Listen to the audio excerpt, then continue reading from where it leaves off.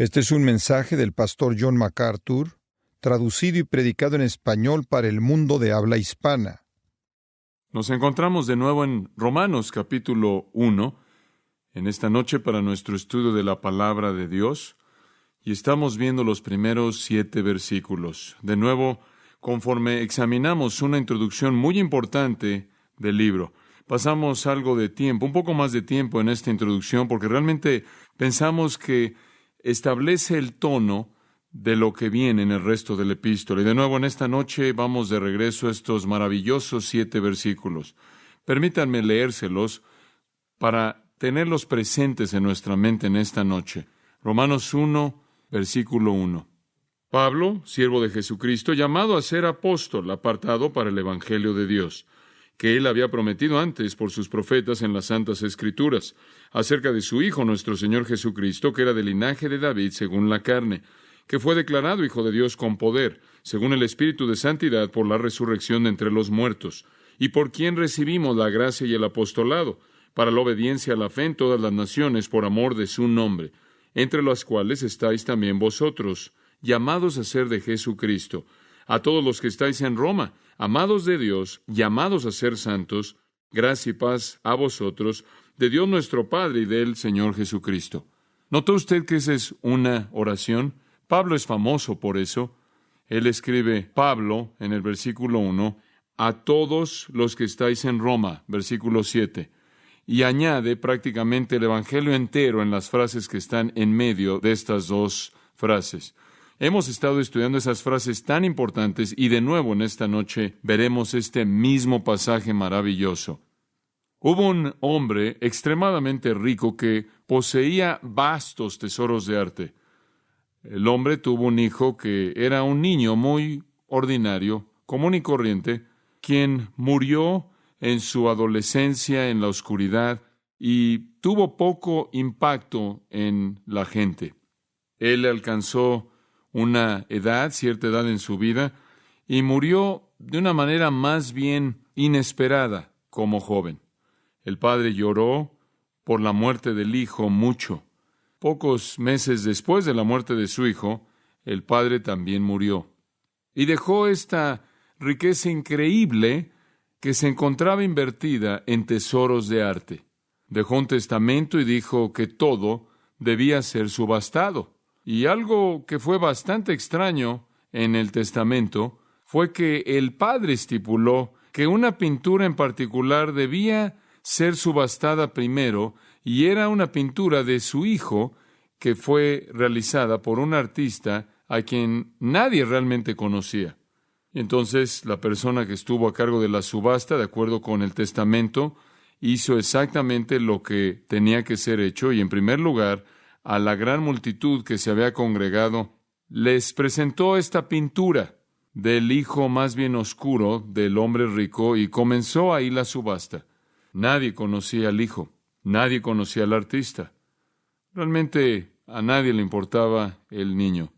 Pasó mucho tiempo sin que ninguna subasta se presentara, y finalmente un hombre de edad, de color, que había sido un siervo en la casa del hombre rico, tomó un paso hacia adelante y dijo que a él le gustaría hacer una oferta de $1 por el retrato del hijo a quien él amaba tanto.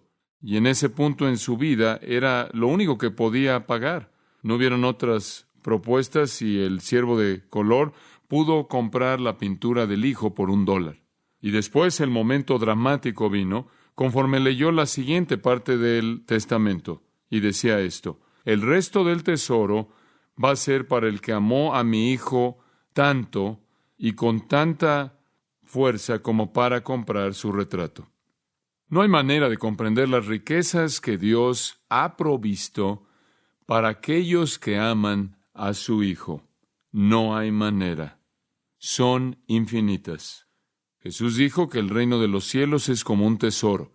La Biblia dice que cosas que ojo no ha visto ni oído ha oído son las que Dios ha preparado para los que le aman.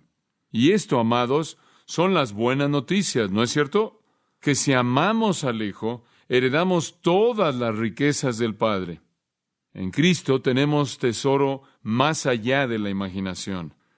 La Biblia dice que si amamos al Hijo, tendremos una fidelidad que nunca será quitada. Tendremos una vida que nunca terminará. Tendremos un manantial de vida que nunca dejará de producir agua en nosotros.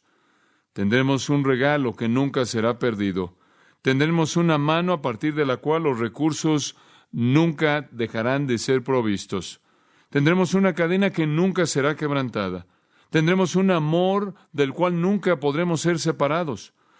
Tendremos un llamado que nunca podrá ser revocado, un cimiento que nunca podrá ser destruido y una herencia que nunca jamás se desvanecerá. Ahora estas son las buenas noticias. Y este es el mensaje de la epístola a los romanos, que Dios tiene buenas noticias para aquellos que aman a su Hijo. Y después, conforme comenzamos la epístola, estamos examinando tan solo la introducción en los primeros 7 versículos y ya hemos comenzado a percibir las riquezas y vamos a ver más de esto en esta noche. Ahora estos 7 versículos contienen la semilla de verdad que florece de manera plena en los siguientes 16 capítulos. Y ya les hemos señalado que hay por lo menos 7 elementos en esta introducción, 7 características acerca de las buenas noticias. Está el predicador de las buenas noticias, la promesa de las buenas noticias, la persona de las buenas noticias, la provisión de las buenas noticias, la proclamación de las buenas noticias, los privilegios de las buenas noticias y el propósito de las buenas noticias. Ahora, permítame recordarle brevemente de las primeras 3. En primer lugar, el predicador de las buenas noticias se nos presenta en el versículo 1. Pablo, siervo de Jesucristo, llamado a ser apóstol, apartado para el Evangelio de Dios. Y ahí hemos conocido al predicador de las buenas noticias. Y nos apunta a una realidad muy importante y es esta, que Dios ha escogido a instrumentos humanos para que sean los instrumentos de la transportación de las buenas noticias. Pablo, un hombre como nosotros, un siervo de Jesucristo, llamado apóstol, apartado para el Evangelio de Dios, apuntando al hecho de que Dios ha escogido usar agentes humanos. Dios ha diseñado usar a hombres y mujeres para proclamar las buenas noticias. De hecho, en 1 Corintios nos dice que Dios ha escogido por la insensatez de la predicación el proclamar su mensaje e inclusive usar a predicadores débiles, anónimos, insensatos para hacerlo. Entonces, la fe de ninguna persona permanece firme o depende de la sabiduría de los hombres, sino que depende únicamente del poder de Dios a través de la debilidad de los hombres. Y el pueblo de Dios todavía son los instrumentos. Jesús nos mandó a ir por todo el mundo y predicar el Evangelio a toda criatura. El predicador, un instrumento humano. En segundo lugar, vimos la promesa de las buenas noticias, versículo 2, que Él había prometido antes por sus profetas en las Santas Escrituras. Las buenas noticias o el Evangelio ya había sido prometido en el Antiguo Testamento. Esa es la razón por la que en Mateo 5:17 Jesús dijo que no vino para abolir la ley, sino para cumplirla. Vine a cumplirla, vine para llevarla a su cumplimiento, para llevarla al punto en el que estuviera en su totalidad, para llevarla a su punto de llenura, de satisfacción. El Nuevo Testamento es la palabra de Dios que completa el Antiguo Testamento y eso consuma la promesa. Entonces las buenas noticias van a venir a través de un predicador humano y las buenas noticias van a estar basadas en las promesas de Dios en el Antiguo Testamento. Y en tercer lugar, no solo vimos al predicador y la persona, sino que más bien el predicador y la promesa, sino también el predicador y la promesa y la persona. ¿Quién es el corazón y el objeto de las buenas noticias? Observe el versículo 3, acerca de su Hijo, nuestro Señor Jesucristo, que era del linaje de David según la carne, que fue declarado Hijo de Dios con poder según el Espíritu de Santidad por la resurrección de entre los muertos. La persona de las buenas noticias es Cristo. Ese es el punto. Es lo que usted hace con el Hijo de Dios, el Señor Jesucristo, lo que determina si hereda las riquezas del Padre o no.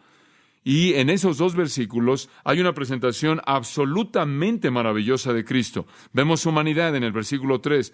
Él fue hecho del linaje de David según la carne. Él era un verdadero ser humano. Vemos su deidad en el versículo 4. Él fue declarado el Hijo de Dios con poder según el Espíritu de santidad por la resurrección de los muertos. Vemos su humanidad, vemos su deidad. Él tenía que ser hombre para tomar el lugar del hombre, y Él tenía que ser Dios para conquistar el pecado y la muerte y el infierno y Satanás. Ahora quiero que observe algo en el versículo 4, conforme concluimos nuestros pensamientos acerca de la persona. Dice que esto fue logrado, esto es su poder y resurrección, según el Espíritu de santidad. Esta es otra manera de decir que el Espíritu Santo fue el responsable. Fue el Espíritu Santo operando en Cristo a través de la agencia del Espíritu. Cristo hizo lo que hizo. Él expresó su poder y fue resucitado de los muertos a través de la agencia del Espíritu Santo. Ahora, esta relación es muy importante. Si usted se regresa, por ejemplo, a Mateo capítulo 3 por un momento, permítame llevarlo rápidamente en una gira muy rápida de cómo Jesús estuvo relacionado con el Espíritu Santo en su encarnación. El Espíritu Santo es el tercer miembro de la Trinidad, como usted sabe, y dentro de la Trinidad ellos serán iguales. Sin embargo, cuando Jesús se encarnó, se sometió a sí mismo a la voluntad del Padre y al poder del Espíritu en una sumisión voluntaria. Y encontramos que en su bautismo, en Mateo capítulo 3, fue bautizado en el versículo 16. Y Él salió del agua. Los cielos fueron abiertos y vio al Espíritu de Dios descendiendo como una paloma y reposando sobre Él. Y una voz del cielo dijo: Este es mi Hijo amado en quien tengo complacencia. Ahora, el Padre estaba dándole a Cristo el Espíritu. Ahora, subraye esto. Yo creo que a partir de este momento, esta fue la iniciación en su ministerio. Su ministerio fue controlado por el poder del Espíritu Santo. Ahora, adelantándonos, pasemos a Mateo capítulo 12, versículo 31. Él dijo esto a aquellos que lo acusaban de ser del diablo. Lo acusaron de ser de Satanás, lo acusaron de ser representante de Belcebú, el cual era un término pagano para Satanás. Y él dijo en el versículo 31, Os digo que todo pecado y blasfemia le será perdonado a los hombres, pero la blasfemia contra el Espíritu Santo no le será perdonada a los hombres. Y todo aquel que hable una palabra contra el Hijo del Hombre, una palabra contra el Hijo del Hombre puede ser perdonada. Pero todo aquel que hable contra el Espíritu Santo no será perdonado. Ahora, ¿qué era lo que él estaba diciendo? Él está diciendo, ustedes pueden decir algo contra mi humanidad y eso se podría perdonar, pero cuando ustedes blasfeman al Espíritu de Dios, quien está llevando a cabo la obra a través de mí, eso es imperdonable. Ahora veremos a plenitud lo que eso quiere decir, pero el punto que por ahora quiero que vean es el siguiente, que cuando ellos negaron las obras de Cristo, Él dijo, ustedes no están blasfemando al Hijo del Hombre, están blasfemando ¿a quién? Al Espíritu Santo. ¿Por qué? Porque Él se había rendido al poder del Espíritu Santo. Y cuando ellos blasfemaron sus obras, estaban blasfemando al Espíritu, porque era el Espíritu operando a través de Él. Y entonces usted tiene, tan solo en esta introducción, en esa pequeña frase, no solo un entendimiento de la humanidad de Cristo y la deidad de Cristo, sino también su relación con el Espíritu Santo. Una de las categorías más maravillosas de todas las categorías teológicas. Bueno, escuche lo que dice en Lucas 4:1. Jesús, lleno del Espíritu Santo, volvió del Jordán. Después de su bautismo, Él salió de ese lugar lleno del Espíritu Santo. Juan 3:34 dice lo siguiente: Pues Dios no da el Espíritu por medida. El Padre ama al Hijo y todas las cosas ha entregado en su mano. Cuando Dios le dio al Hijo el Espíritu, Él le dio a Él el Espíritu sin medida. En otras palabras, en su plenitud absoluta y total. Ahora, este es un misterio. Jesús es Dios. Él es uno con el Padre y uno con el Espíritu. La Trinidad es una. Sin embargo, son tres personas de manera distintiva. Pero en una maravilla de la encarnación hubo algún tipo de separación. El Hijo se sometió voluntariamente e hizo únicamente la voluntad del Padre y solo a través del poder del Espíritu. Y entonces fue la agencia del Espíritu Santo lo que le capacitó en su humillación voluntaria, fue la agencia del Espíritu Santo la que estaba haciendo la obra a través de Él. Y eso le muestra la sumisión total de Cristo. Y cuando en Filipenses dice que Él hizo a un lado estas cosas, que tomó forma de siervo y se halló a sí mismo como un hombre y se humilló a sí mismo, realmente quiere decir eso. Él solo hizo lo que el Padre le mostró que hiciera y solo en el poder del Espíritu. Una sumisión bastante significativa para alguien que es totalmente Dios y lo ha sido y lo será por toda la eternidad. Entonces fue el Espíritu el que lo capacitó en su resurrección. Dice usted, ¿por qué es eso importante? Es importante porque nos indica que la Trinidad, que Dios mismo está involucrado en la vida y en la muerte y en la resurrección de Cristo. Y la afirmación más grande de quién fue Jesús y quién dijo ser fue que Dios mismo lo resucitó de los muertos a través de la capacitación que el Espíritu Santo proveyó. Entonces, Cristo es el Dios hombre, totalmente Dios y totalmente hombre. Y eso es indicado de manera clara en que Dios mismo lo resucitó de los muertos a través de la agencia del Espíritu Santo. Esas son buenas noticias. Él vino para identificarse con nosotros. Él vino para ser un hombre como nosotros somos hombres, para sufrir, para entender la función de la vida humana. Pero al mismo tiempo Él fue Dios y venció por el poder del Espíritu y resucitó de los muertos. La maravilla de su humanidad y deidad y esa unión misteriosa nunca podremos entender de manera plena y nunca podremos entender de manera completa o total cómo es que Él estuvo relacionado con el Padre y cómo Él estuvo relacionado con el Espíritu, porque es tan misterioso. Realmente no podemos entenderlo de manera plena, pero eso es precisamente lo que la Biblia enseña, totalmente hombre y totalmente Dios. Y creo que usted lo puede entender un poco simplemente al ver algunas ilustraciones de ello. Escuche Mateo 17:24.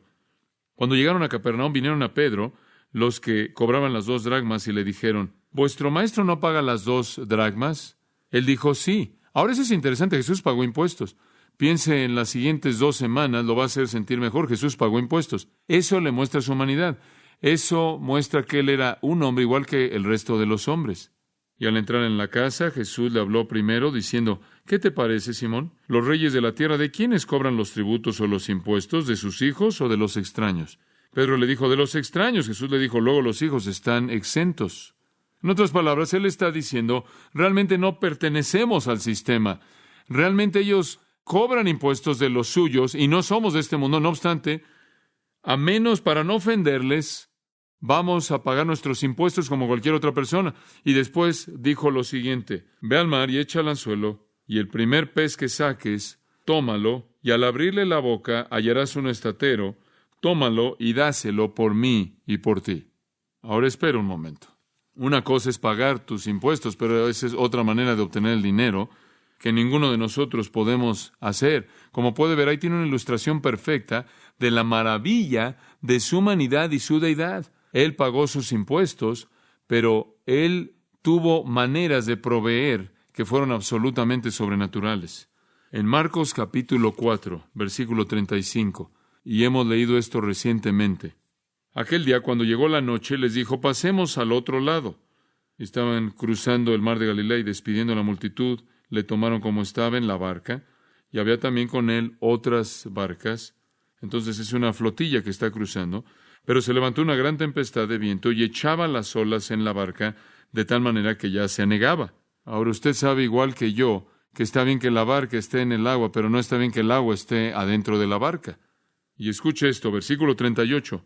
Y él estaba en la popa durmiendo sobre un cabezal. Ahora esa es su humanidad. Él está cansado. Las multitudes literalmente siguieron sus pasos sin descanso. Él estaba cansado y estaba dormido en una tormenta. Y le despertaron y le dijeron, maestro, ¿no tienes cuidado que perecemos? Y levantándose reprendió al viento y dijo al mar, calla, enmudece, y cesó el viento y se hizo grande bonanza. ¿Puede ver aquí su humanidad? Por un lado está dormido porque está tan cansado, y por otro lado Él detiene la tormenta instantáneamente. No puede explicar usted el misterio, solo lo puede ver. Lucas 23, versículo 39, y uno de los malhechores que estaban colgados le injuriaba diciendo, si tú eres el Cristo, sálvate a ti mismo y a nosotros. Respondiendo el otro le reprendió diciendo, ¿ni aún temes tú a Dios estando en la misma condenación? Nosotros a la verdad justamente padecemos porque recibimos lo que merecieron nuestros hechos, mas ningún mal hizo. Ahí vemos su humanidad. Era una víctima, de manera cruel clavado a una cruz, con una manta de sangre y moscas, humillado. Le escupieron, se burlaron de él, vieron su desnudez. Y dijo a Jesús: acuérdate de mí cuando vengas en tu reino. Entonces Jesús le dijo: de cierto te digo que hoy estarás conmigo en el paraíso. Esa es su deidad. Y ve esta mezcla a lo largo de su vida entera, esta combinación. Entonces conocemos al predicador, vemos la promesa y la persona de las buenas noticias, Jesucristo, Dios en carne humana, haciendo la voluntad del Padre, cuyo Hijo Él se ha vuelto en el poder del Espíritu. Ahora vayamos, número 4, a la provisión de las buenas noticias. La provisión. Si usted ama al Hijo, ¿qué sucede? Si usted recibe las buenas noticias, ¿qué sucede? Dos cosas, en primer lugar, salen del cofre de tesoros que Dios ha provisto. Versículo 5 dice: y por quien recibimos la gracia y el apostolado. Y puede detenerse ahí. ¿Qué es lo que las buenas noticias nos dan? ¿Qué es lo que las buenas noticias nos otorgan? ¿Cuál es el tesoro que heredamos cuando amamos al Hijo? Primero, gracia. Segundo, apostolado. Primero, observe esto: conversión. Segundo, vocación. Primero, ser llamado. Segundo, ser enviado. Primero, veamos la gracia. Recibimos gracia. ¿Qué quieres decir, Pablo? Bueno, existe la posibilidad de que él quiso decir la gracia del apostolado. Eso es posible. Pero prefiero pensar que él está diciendo algo más distinto a eso, y que él está diciendo aquí que hemos recibido la gracia y el apostolado. ¿Qué es gracia? Es favor inmerecido, favor que no ganamos. Las buenas noticias son que la salvación es por gracia. Efesios 2, 8 y 9 dice: porque por gracia sois salvos por medio de la fe, y esto no de vosotros, pues es don de Dios, no por obras, para que nadie se gloríe. Somos salvados por gracia. La gracia de Dios que trajo salvación ha aparecido a todos los hombres. Es gracia, favor inmerecido. La buena voluntad, la misericordia, la bondad de Dios concede esto como un regalo, y todo lo que hacemos es responder al creer. Un bebé respira porque se le da una nalgada. Y entramos al reino de Dios y recibimos el regalo de vida de Él, porque con soberanía divina Él nos golpea y comenzamos a respirar espiritualmente. Si estamos vivos es debido a que su aliento ha sido exhalado en nosotros. Somos nacidos de arriba. No hay lugar para la autorrecomendación, para el autorreconocimiento. No hay lugar para el mérito humano. No somos salvados por obras. De hecho, en Romanos esto será desarrollado en el capítulo 3 para que usted nunca lo pueda pasar por alto. En Romanos 3, versículo 24 dice: somos justificados gratuitamente por su gracia. Versículo 27, ¿dónde está pues la jactancia? Está excluida. ¿Por qué ley u obras? Ninguna, sino por la ley de la fe. Creemos si Dios muestra su gracia. En Romanos capítulo 5, él va a desarrollar eso más en los versículos 20 y 21, y habla de cómo en donde el pecado abundó, la gracia abundó mucho más. La misericordia sin causa, la bondad sin merecerlo. Entonces la salvación no vino por confirmación, la salvación no viene por comunión, no viene por bautismo, no viene por membresía de la iglesia, no viene por asistir a la iglesia, no viene por tratar de guardar los 10 mandamientos o tratar de vivir el sermón del monte. No viene por ser generoso, no viene por creer que hay un Dios o que hay un Cristo, no viene simplemente por ser moral y respetable, no viene ni siquiera por decir ser cristiano. Viene cuando recibimos por fe el regalo de gracia. Por cierto, el infierno va a estar lleno de gente como la que acabo de describir, que piensa que tiene la salvación en el objeto equivocado. Y entonces Pablo dice: recibimos gracia. Esta es la primera provisión del Evangelio que usted no tiene que ganarse. No podría si quisiera. Es imposible, ya que por las obras de la ley ningún ser humano será justificado. El doctor Barnhouse tuvo una buena palabra. Él dijo esto: el amor que ve hacia arriba es adoración, el amor que ve hacia afuera es afecto, y el amor que se inclina es gracia. Y Dios se ha inclinado para darnos la gracia que no merecemos. El santo moribundo Paciano dijo lo siguiente: La gracia es lo único que nos puede hacer como Dios. Yo puedo ser arrastrado a lo largo del cielo, a lo largo de la tierra y a lo largo del infierno, y aún sería el mismo miserable, pecaminoso, contaminado, a menos de que Dios mismo me limpiara por su gracia. Y vamos a ver mucho más acerca de la gracia. Entonces solo lo voy a dejar ahí, pero es gratis, es un regalo. La primera provisión, gracia. La segunda, apostolado. Y creo que Pablo está expandiendo su pensamiento aquí. Él comienza consigo mismo. Pablo, y ya para cuando llega al versículo 5, él tiene la palabra recibimos. Hemos recibido gracia.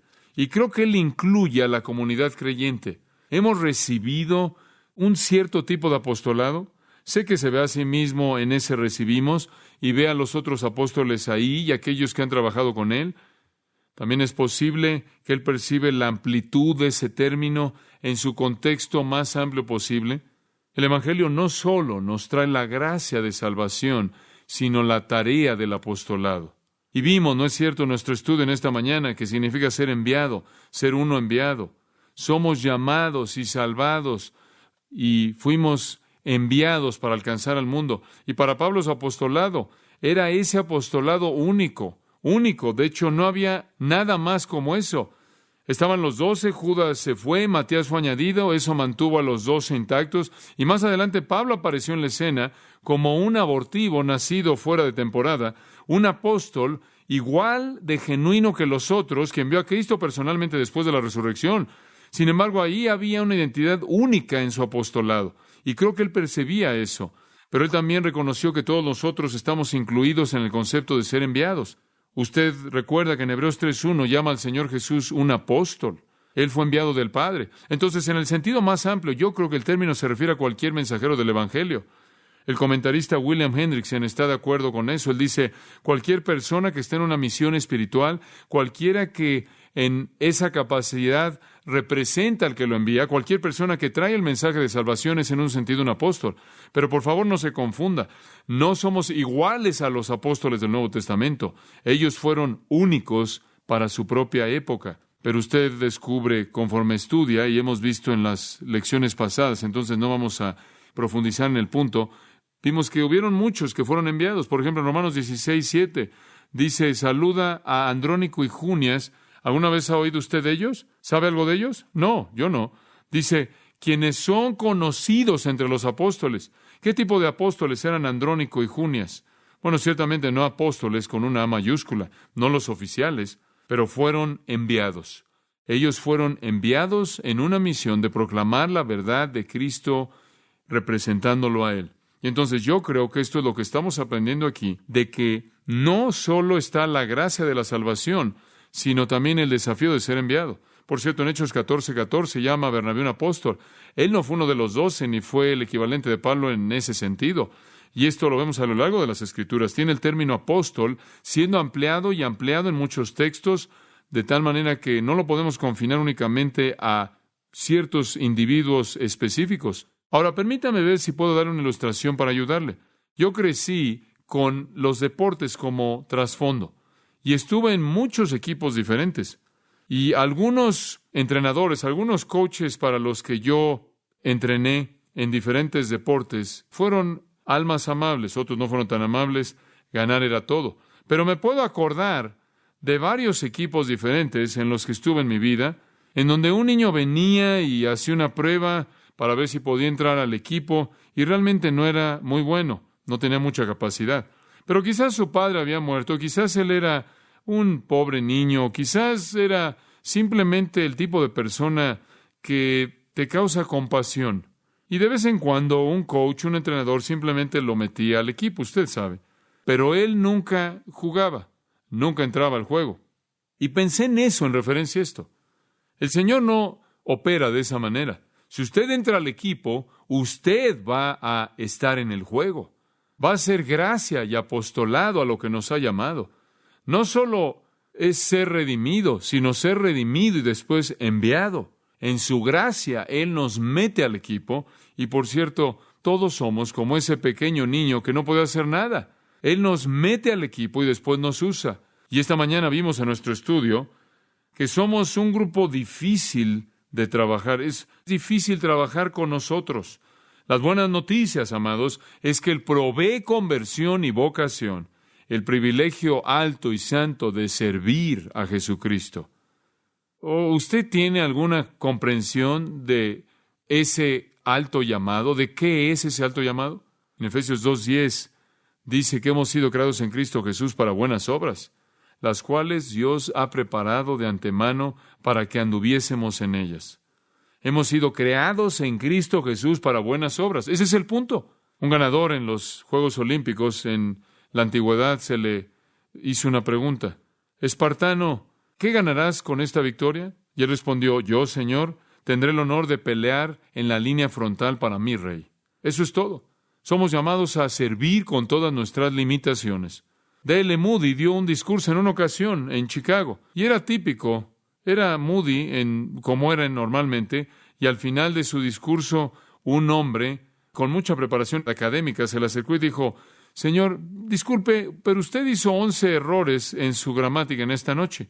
Y el señor Moody dijo, probablemente sí. Como usted puede ver, mi preparación temprana fue muy limitada y fue mala, pero estoy usando toda la gramática que conozco por la causa de Cristo. ¿Qué tal usted?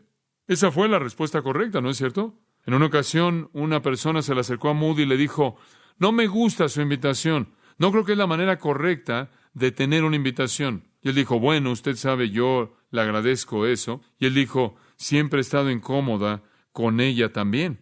Me gustaría que conociera una mejor manera. ¿Cuál es su método de invitar a la gente a Cristo? Oh, le dijo la persona, no tengo uno. Él dijo, me gusta más el mío. Sean cuales sean nuestras limitaciones, yo creo que Dios quiere que no solo tengamos gracia, sino también apostolado, que seamos enviados. Y sé que el punto primordial aquí es que Pablo está reflexionando en su propio apostolado y la gracia de Dios en su propia vida. Pero es mucho más grande que eso. El doctor Barnhouse, reflexionando en una ocasión muy interesante en su vida, que es un paralelo a una experiencia que tuve y solo quiero compartirla con usted. Él estaba siendo ordenado en el ministerio presbiteriano y él escribe que el moderador del presbiterio me hizo preguntas y yo las respondí. Me pidieron que me inclinara, que me arrodillara.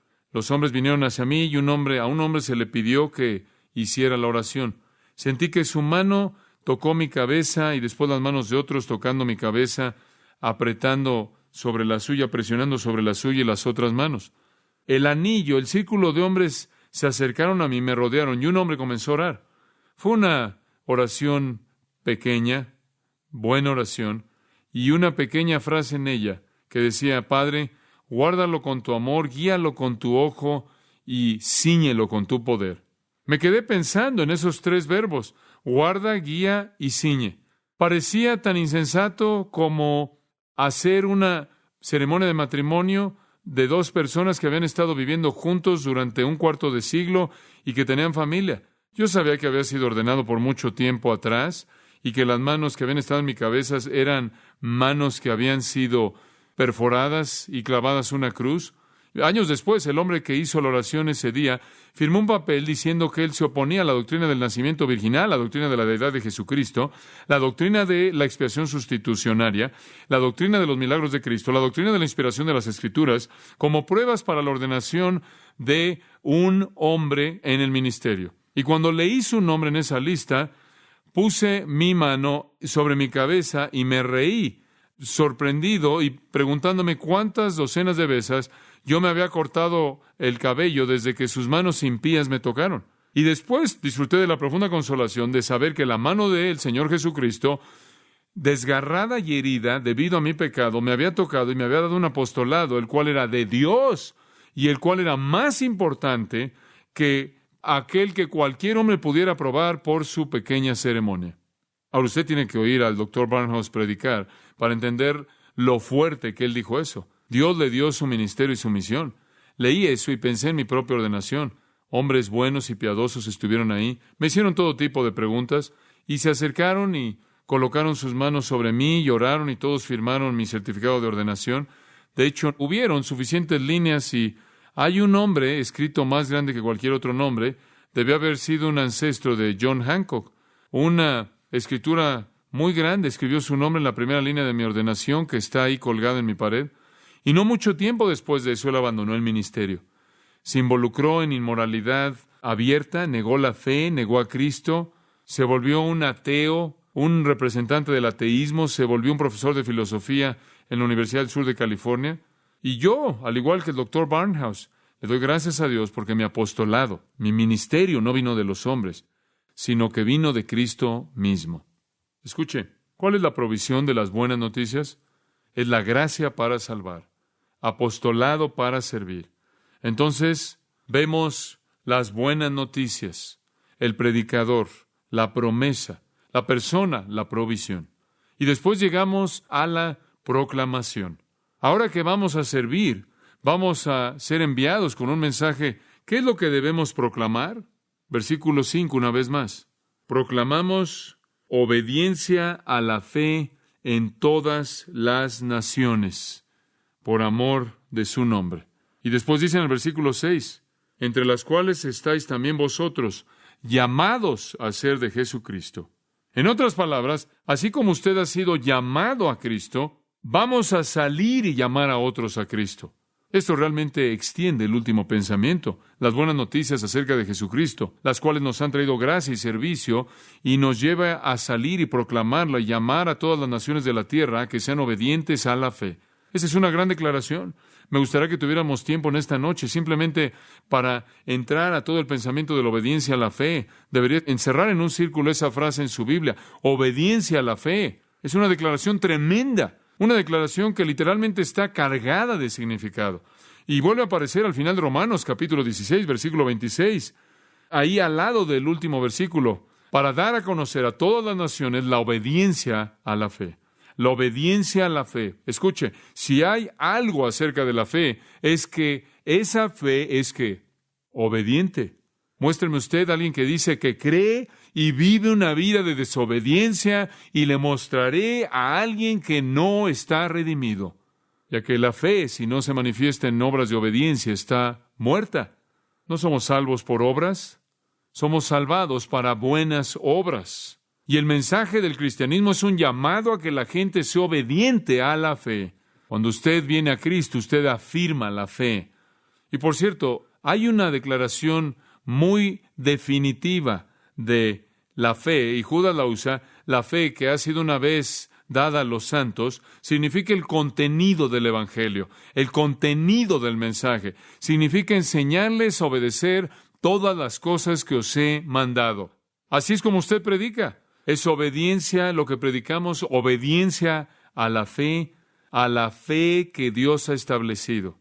Estamos predicando un mensaje de obediencia. Y tristemente no es el mensaje que la gente está oyendo el día de hoy. Debemos llamar a la gente a la fe, pero fe que obedece es la única fe genuina.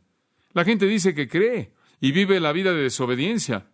Mientan y la verdad no está en ellos. La gente que realmente cree, obedecerá. Y entonces, el diseño de nuestro apostolado, el diseño del apostolado de Pablo, consistía en traer a todas las naciones a la obediencia a la fe. Y la fe es más que tan solo creer en Jesús, es la fe. Es todo lo que nuestra fe involucra, la fe una vez dada a los santos. Si usted quiere saber lo que la fe realmente es el contenido completo de la palabra de Dios revelada. Llamamos a la gente a obedecer. Ahora escúcheme. No es fe más obediencia lo que equivale a salvación. No, es una fe obediente lo que equivale a la salvación. La verdadera fe es verificada en la obediencia. Esa es la razón por la que la Biblia constantemente dice que Jesús es Señor, que Jesús es Señor, que Jesús es Señor, porque eso demanda obediencia sumisa. ¿No hay fe sin obediencia? Tiene que haber obediencia para que la fe sea genuina. Observe, por un momento, una buena ilustración ahí en Romanos capítulo 1, versículo 8. Versículo 8. Primeramente doy gracias a mi Dios mediante Jesucristo con respecto a todos vosotros, de que vuestra fe se divulga por todo el mundo. ¿Cómo? ¿Cómo es que su fe se divulgaba en todo el mundo? Capítulo 16, versículo 19. 16, 19. Porque vuestra obediencia ha venido a ser notoria a todos. Al principio es su fe lo que se divulga y al final es su obediencia lo que se divulga. ¿Por qué? Porque una debe existir con la otra. No es fe a menos de que obedezca. La salvación es sumisión. La salvación es afirmación del señorío de Cristo. Ahora, usted no debe tener una teología que hace que alguien sea cristiano que vive una vida de desobediencia absoluta. No hay reconocimiento del señorío de Cristo. Si confesares con tu boca, Romanos 10, 9 y 10, Jesús como Señor, y eso significa obediencia a su señorío, serás salvo. Esa es la verdadera esencia de lo cual la salvación es producida. Y dice Pedro, sepa pues ciertísimamente la casa de Israel, que Dios ha hecho al mismo Jesús a quien crucificasteis, Señor y Cristo. Y Jesús le dijo a los fariseos en Mateo 5, no me importa lo que creen, por la manera en la que ustedes viven niegan la salvación. Una fe sin obediencia es una fe que no salva a nadie. Es apilarse en el camino espacioso que lleva a la destrucción. Eso es lo que es. Es construir una bonita superestructura religiosa grande sobre la arena. Una fe sin obediencia no es fe salvadora. Es aquello que engaña, pero no salva.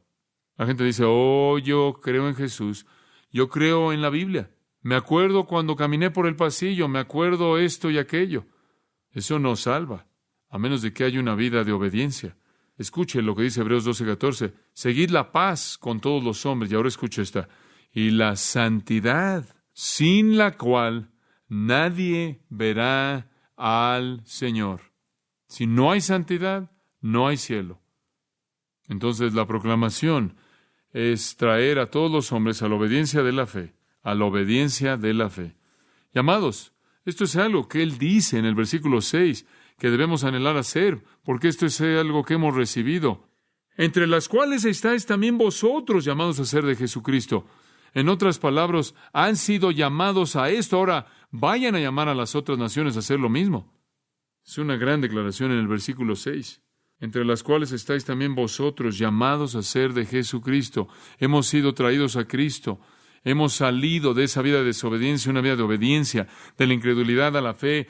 Y Él dice, debido a que eso nos ha sucedido y somos parte de aquellos que han sido llamados a Cristo, debemos llevar el mismo mensaje a otros, para llamar a otros. Cantamos en ese coro, Dios perdonó mi pecado en el nombre de Jesús, he vuelto a nacer en el nombre de Jesús, en el nombre de Jesús, vengo a compartir su amor como Él me dijo que lo hiciera. Él dijo, de gracia recibisteis, ¿de gracia qué? Dad. Id en mi nombre, y debido a que ustedes creen, otros sabrán que yo vivo. Eso es lo que está diciendo. Somos enviados para la obediencia a la fe entre todas las naciones, porque eso es lo que nos ha sucedido. Somos los llamados, los que han sido atraídos a Cristo. Entonces vemos al predicador de las buenas noticias, la promesa de las buenas noticias, la persona de las buenas noticias, la provisión de las buenas noticias, la gracia y el apostolado, la proclamación de las buenas noticias, y es una proclamación de obediencia. Amados, nunca dejen esa parte afuera. ¿Les puedo dar dos al cerrar? Los privilegios de las buenas noticias. Los privilegios. Obsérvenlo en el versículo 7. A todos los que estáis en Roma. Y claro que se puede extender más allá de eso, a todos los creyentes. Él les da 3 verdades maravillosas acerca de sus privilegios. En primer lugar, son amados de Dios. En segundo lugar, son llamados.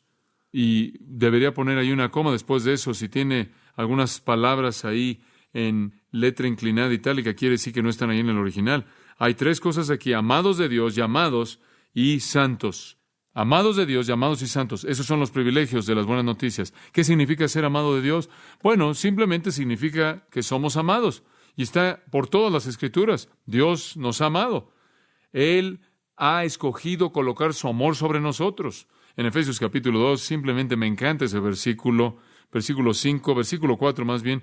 Dios, quien es rico en misericordia, por su gran amor con que nos amó, aun estando nosotros muertos en pecados, nos dio vida juntamente con Cristo. Nos amó. Él nos amó aun cuando estábamos muertos en pecado. Primera de Juan 3:1, él dijo, mirad cuál amor nos ha dado el Padre. Y la palabra, cuán amor, mirad cuál amor nos ha dado. ¿Cuál? Esa palabra cuál es una palabra griega muy interesante, potapan, tiene que ver con algo que es extraño, algo que es de otro mundo, algo que pertenece al espacio exterior. Digo, ¿qué tipo de cosa inhumana, extraña es este amor? ¿Es esto de amarnos?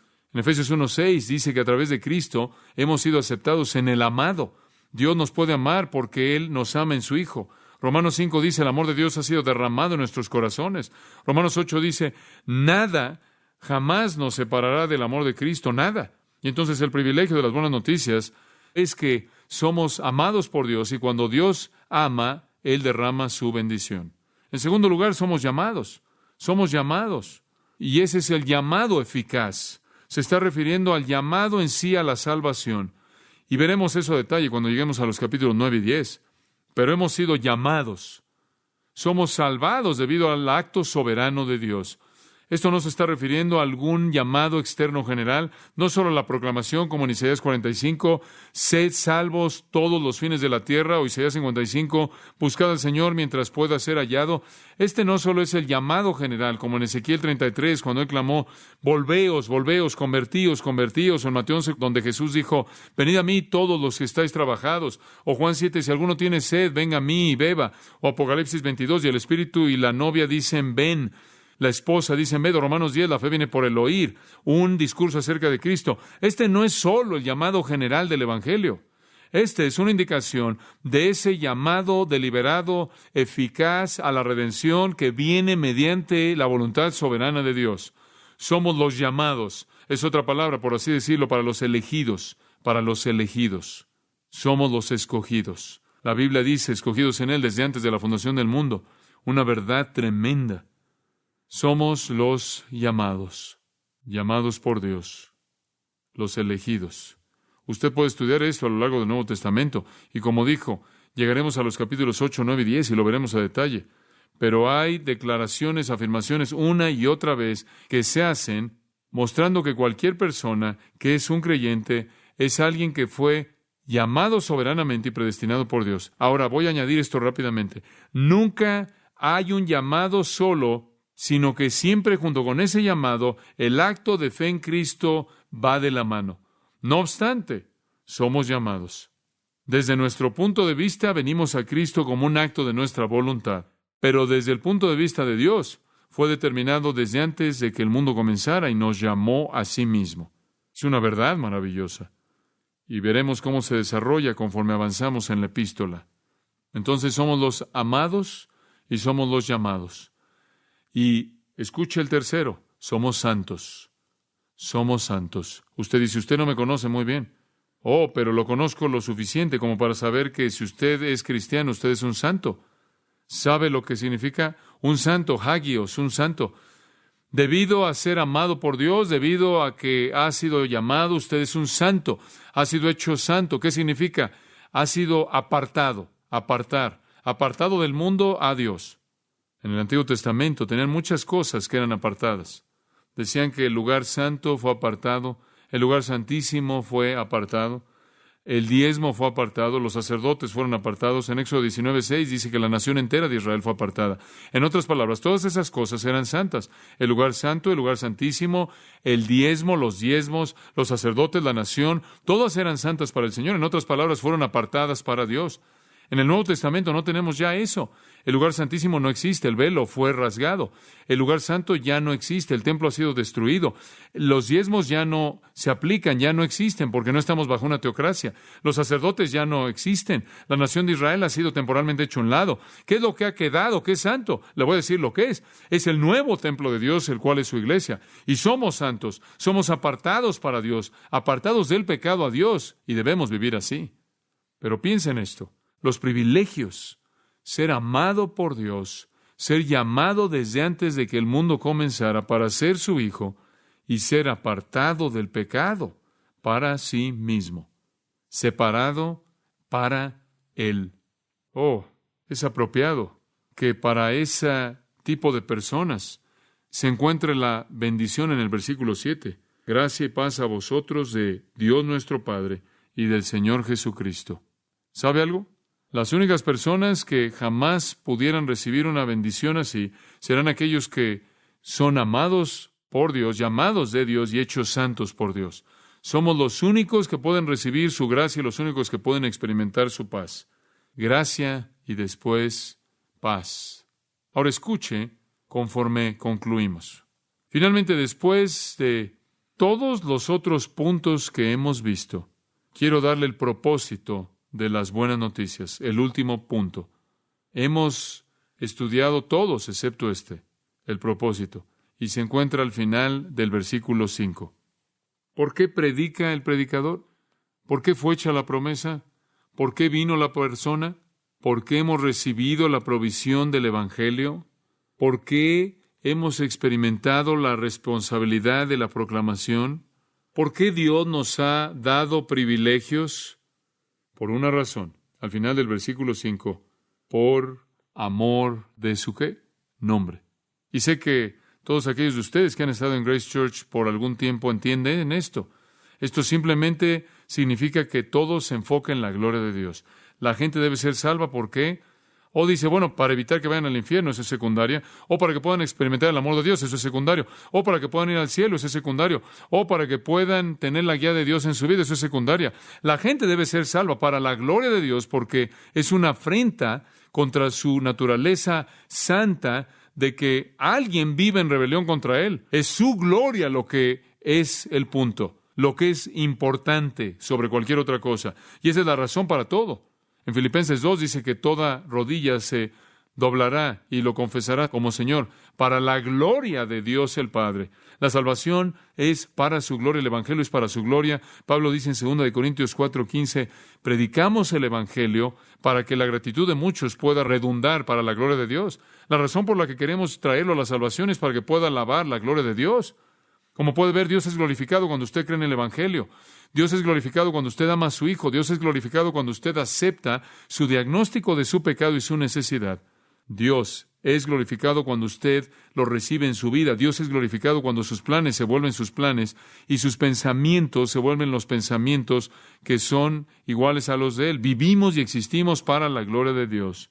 Madame Wynne escribió, Dios todopoderoso, glorioso, sin fin, ¿cuándo derretirás las montañas y descenderás?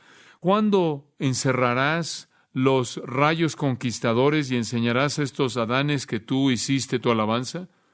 Entonces cerramos el círculo. Las buenas noticias vienen de Dios. Es el Evangelio de Dios, versículo 1. Y es predicado por el predicador, prometido en el Antiguo Testamento, personificado en Jesucristo, proveyendo gracia y servicio, proclamado por aquellos que reciben privilegios eternos, y es todo con el propósito de glorificar a Dios. Confío en que Dios sea glorificado en su vida conforme usted responde a sus buenas noticias y las proclama. Ahora escuche, he tocado tantos temas vastos. Me frustra, me mata el no poder hacerlo a profundidad. Pero los vamos a ver conforme se desarrollan a lo largo del libro de Romanos, conforme avanzamos juntos. ¿Será tan amable en inclinar su cabeza y escuchar estas palabras de William Blaine? El que lloró sobre la tumba, el que calmó las olas feroces, manso para sufrir, fuerte para salvar, la gloria será para él. Aquel que caminó en un camino de tristezas, aquel que concedió todo bien, hijo de hombre e hijo de Dios, de él será la gloria. Aquel que sangró con llaga, aquel que llevó espinas, aquel que llevó de manera mansa espinas y escarlata, aquel que llevó toda tristeza, de él será la gloria. Monarca de las mejillas golpeadas, burla de judío y burla de griego, sacerdote y rey divinamente manso, de él será la gloria. En el trono del círculo del arco iris, en medio de los millones de los suyos, ya para nunca más llorar, de él será la gloria. Hombre de Nazaret, el rey que llevó la corona de espinas, hijo obediente hasta la muerte, de él será la gloria. De él es la gran espera eterna, de él es el estado sacerdotal real. A él el Padre lo hizo grande, de él es la gloria. Él que murió para liberarnos, él que vive y nos ama, inclusive a mí. Él quien viene a quien veré. Solo Jesús, solo Él, de Él será la gloria. Y Padre, sabemos que ese es el corazón de Pablo y el mensaje del libro. Ayúdanos a verlo con claridad para la gloria de Cristo. Amén. Para más información sobre los mensajes y libros del pastor John MacArthur y de los derechos legales de los mismos, puede acceder a la página en gracia.org.